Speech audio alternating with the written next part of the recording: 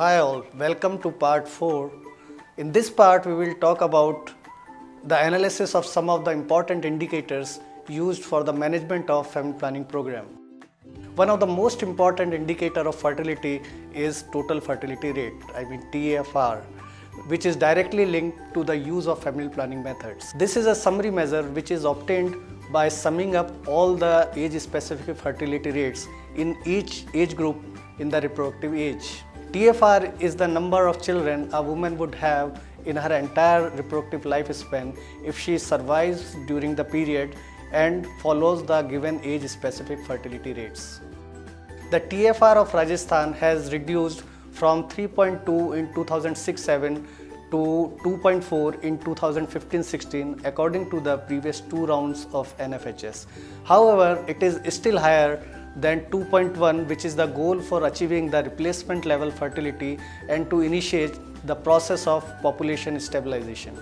This indicator is mainly obtained through sample surveys like NFHS, DLHS, AHS and SRS. Use of contraceptive methods is directly associated with fertility levels. One of the most important indicator of contraceptive use is contraceptive prevalence rate. The contraceptive prevalence rate or CPR is the number of women in reproductive age group who are using or whose partner is using contraceptive methods at a particular point of time. The contraceptive prevalence rate or CPR is the percentage of women in reproductive age who are or whose husband is using contraceptive methods. This is derived by dividing the number of eligible women who are using contraceptive method by the total number of eligible women in that particular area. Contraceptive prevalence rate is presented in percentage.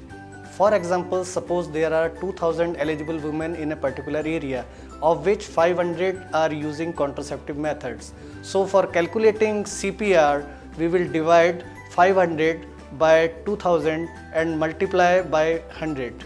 So we will get the CPR of 25%. Contraceptive prevalence rate for modern methods can also be calculated in the similar manner simply by replacing the numerator by number of women using modern contraceptive methods. The CPR for modern methods can also be calculated in the similar manner simply by replacing the number of women using modern contraceptive methods in the numerator. Let us talk about another important indicator, method mix. Method mix denotes the percentage distribution of the users by method in a particular period of time. Broadly, the method mix suggests that the population has access to a wide range of contraceptive methods. Conversely, the method mix can signal provider bias, user preferences, or both. For calculating method mix, the total number of users of a particular method are divided by the total number of contraceptive users. This indicator is generally presented in percentage.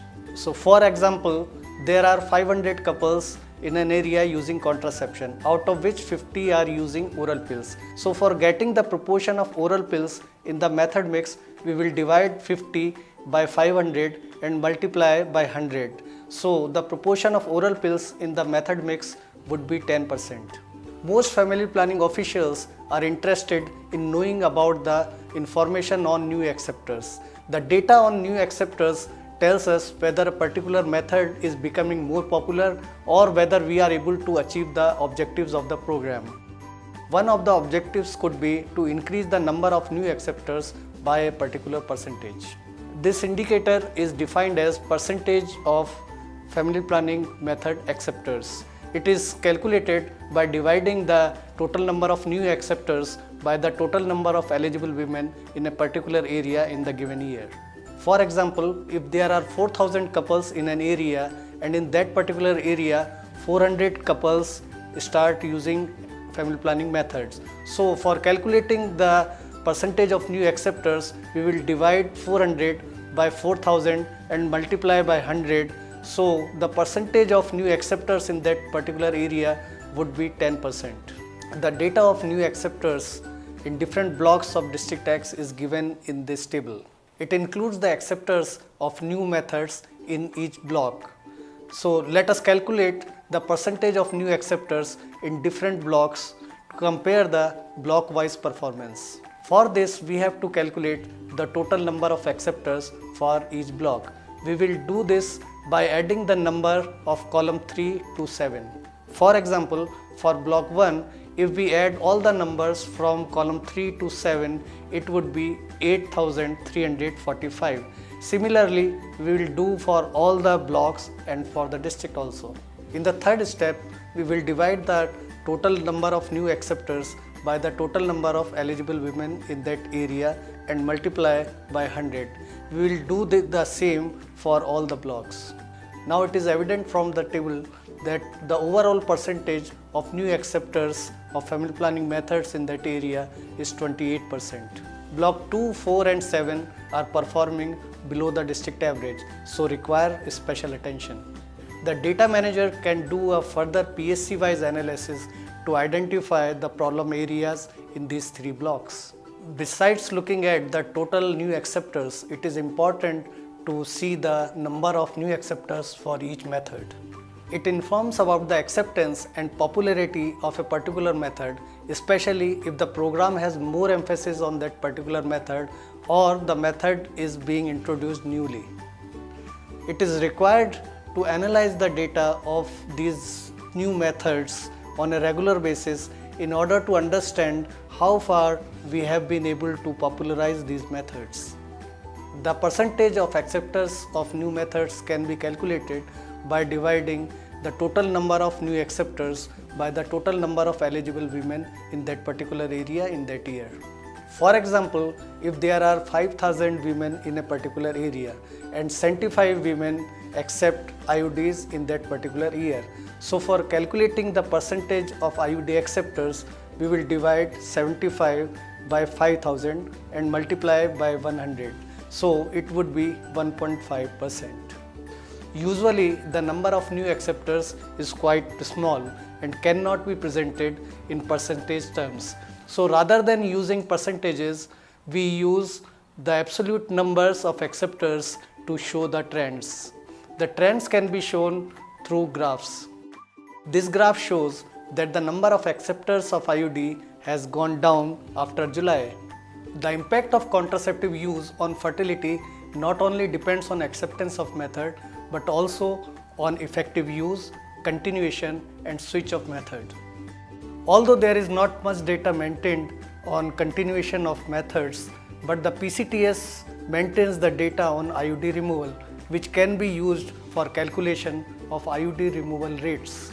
IOD removal rate is one of the important indicator of quality of services provided to the acceptors of IOD. IOD removal rates are calculated by dividing the number of IOD removals by the total number of IOD insertions in a given year. It is presented in percentage. This table presents the block-wise data of a district regarding IOD insertion in column 2 and IOD removals in column 3. For calculating IOD removal rates, we will insert a new column at the end of the table for IOD removal rates. Calculate the IOD removal rate by dividing the figures given in column 3 by the figures given in column 2 and multiplying by 100.